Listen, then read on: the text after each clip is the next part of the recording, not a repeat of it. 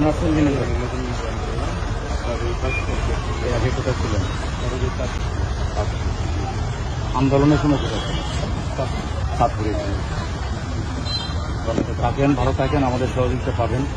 পুলিশের মধ্যে প্রফেশনালিজম মানুষ, তো চেহারা দেখবেন না সেলিমউদ্দিন সাহেব, রহিমউদ্দিন সাহেব, নো, আপনারা দেখবেন হলো আইন, নিয়ম, সিস্টেম ডেভেলপ করে।